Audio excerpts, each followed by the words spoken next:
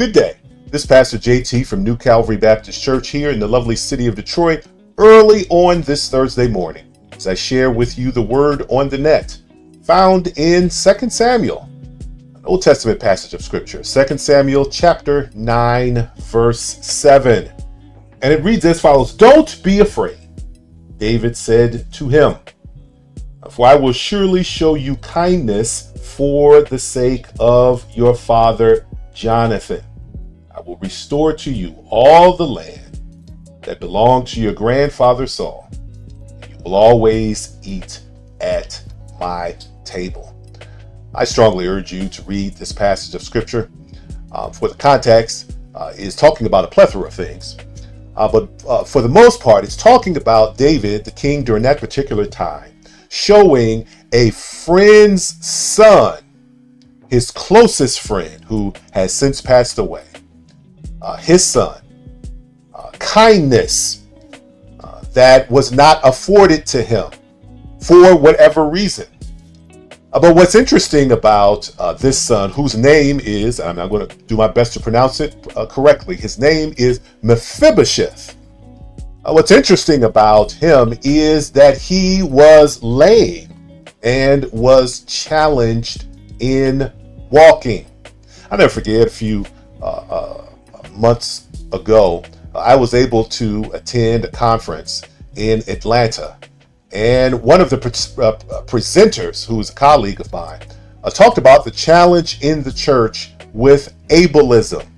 And in essence, what that means is affording the same responsibilities and rights to those who are physically challenged, who have challenges. And more often than not, we cross the line even with our verbiage. For example, and I've said this in teaching segments, be careful how you stand before a church and say, would everyone stand? Sometimes you might have someone in the congregation who's wheelchair bound. We have to be cognizant and aware. Show kindness.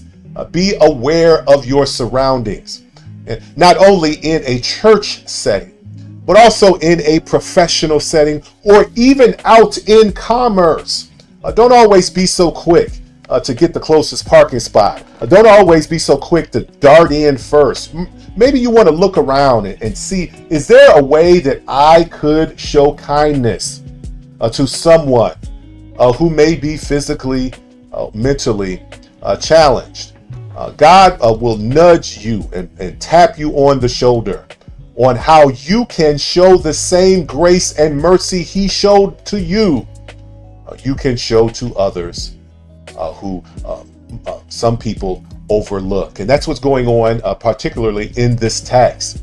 David makes a clarion call to find out if there's any lineage of individuals left that he can show kindness to that was shown to him by his best friend Jonathan, only for him to find out that his son Mephibosheth, who was purposely likely ignored because of his physical challenge, he was able to step up to the plate and show love, mercy, and grace in his time of need. Think about that now.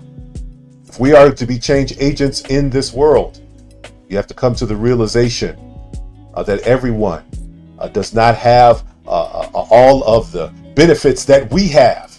And so we have to be cognizant and aware and make sure we make room. I hope this blessed you on today like it blessed me. Continue to connect with me each and every work day as I share with you the word on the net. Take care.